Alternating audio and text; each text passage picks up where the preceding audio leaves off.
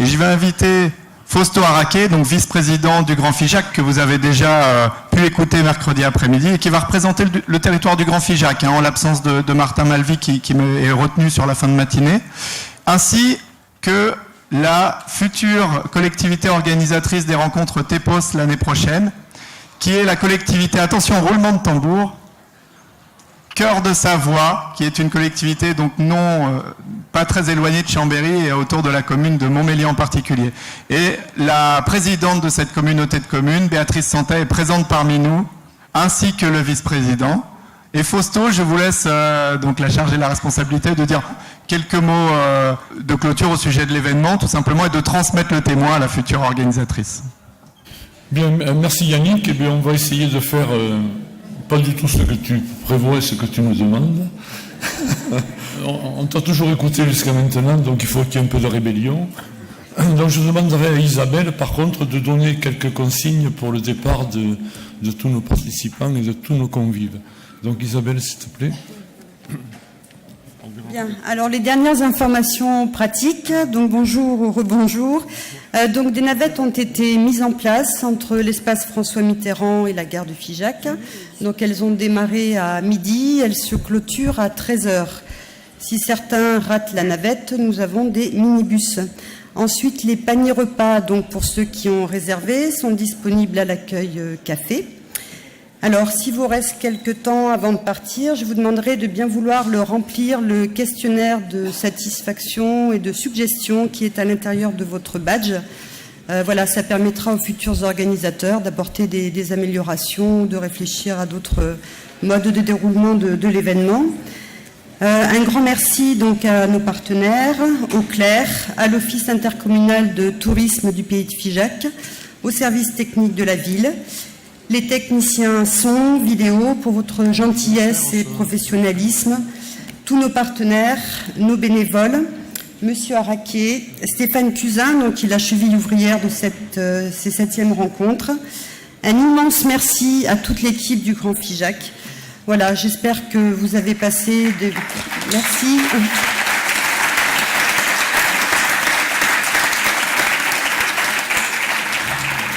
Voilà, donc nous espérons que vous repartez tous avec de belles énergies positives. N'hésitez pas à revenir sur Figeac, sur notre beau territoire. Et je vais laisser la parole à Monsieur Araqué. Bien, merci Isabelle. Moi, je ne veux pas vous parler d'énergie, parce que je pense que ce serait complètement déplacé, à savoir que quelqu'un qui n'a plus du tout d'énergie pourrait pas être crédible s'il parlait d'énergie au micro. Donc je vais, comme a fait Isabelle, remercier tous ceux qui ont participé, bien entendu, à ces journées, en espérant que vous aurez su les apprécier et pu les apprécier. Mais je voudrais aussi et surtout remercier les organisateurs. Alors bon, effectivement, j'en fais partie, mais c'est pas moi qui ai travaillé le plus, loin de là. Donc je voudrais saluer bien sûr Yannick. Merci Yannick, parce que Yannick, c'est vraiment l'architecte de la programmation de ces rencontres, et c'est vrai que ça a été un vrai plaisir de travailler avec toi. Je voudrais également saluer Emmanuel David de l'ADEME, je ne sais pas s'il est dans la salle, mais cependant, il est là, voilà. Voilà, donc Emmanuel, il a une particularité, c'est que si on a un problème, lui, il a la solution, donc avec lui, on est toujours tranquille, et je vous invite à vous rapprocher de lui si vous avez quelques soucis. Bon, pour les remercier, effectivement, je voudrais saluer Stéphane Cusin, ça a été dit. Stéphane Cusin, c'est une dame qu'on a embauchée, une chargée de mission, en fait, pour préparer ces rencontres, et elle s'est beaucoup investie. Elle a donné beaucoup de son temps, et je crains même à la voir aujourd'hui qu'elle ait donné un peu de sa santé, parce qu'elle est vraiment sur les rotules. Et c'est vrai qu'elle a été précieuse, on peut l'applaudir très fort. Bon, Isabelle, bien sûr, qui est directrice de service dans notre communauté, et qui a été très présente, et ça a vraiment été le pilier de l'organisation, je crois qu'on peut l'applaudir aussi. Ainsi, bien entendu, mais j'aurai l'occasion de le faire un peu plus tard dans le temps, tout le personnel de la communauté et tout le personnel de la ville de Figeac qui ont donné beaucoup de leur temps et qui sont venus chaque fois, j'espère que ne pas me tromper, avec le sourire qu'on leur avait demandé. Mais en fait, c'est une commande qui était relativement simple à respecter puisque c'est naturel chez eux.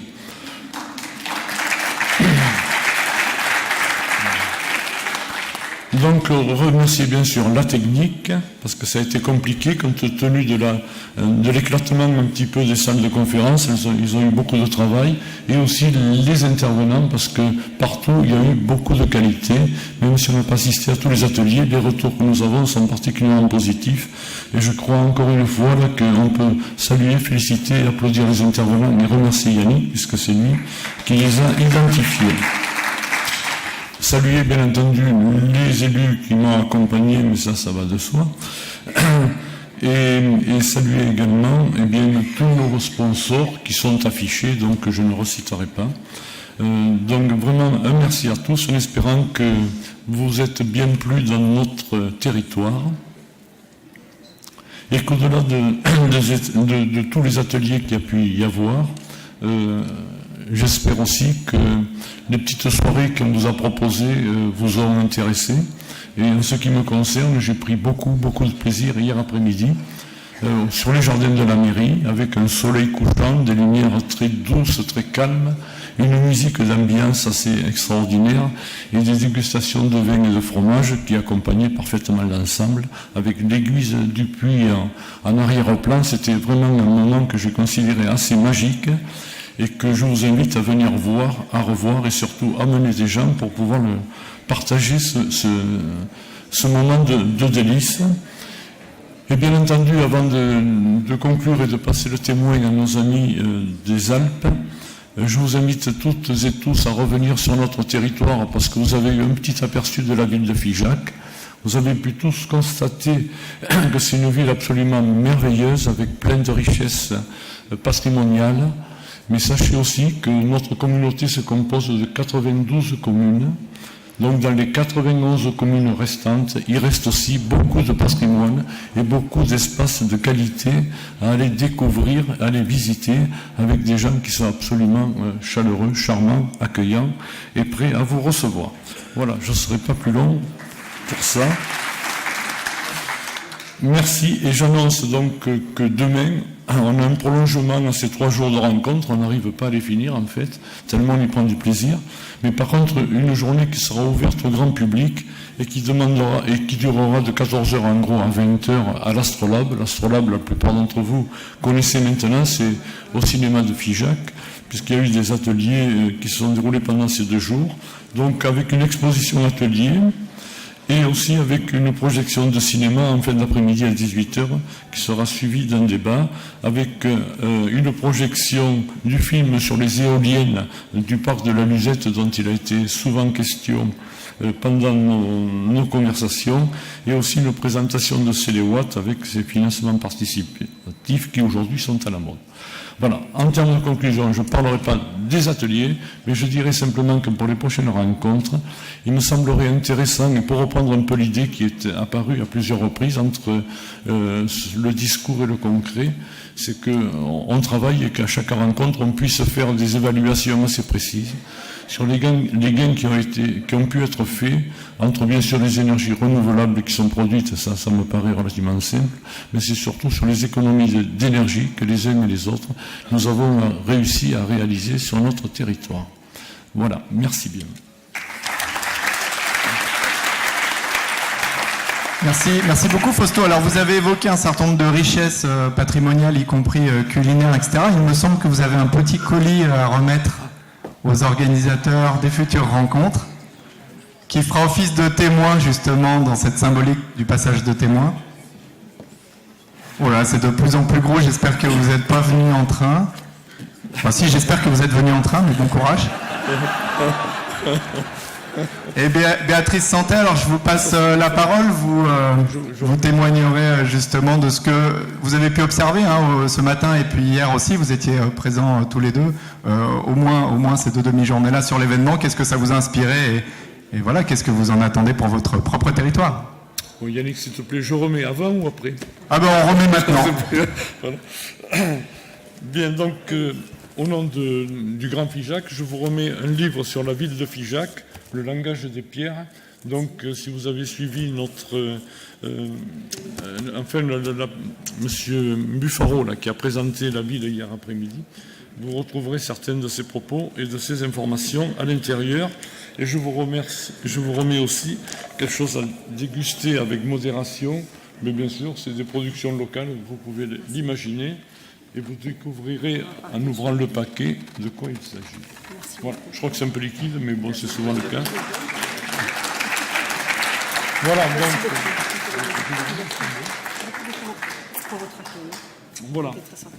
Et pour finir, je vous souhaite bon courage. Et je dois presque dire que... Non, mais c'est... Écoutez, c'est vrai, il faut du courage, mais c'est une aventure absolument extraordinaire.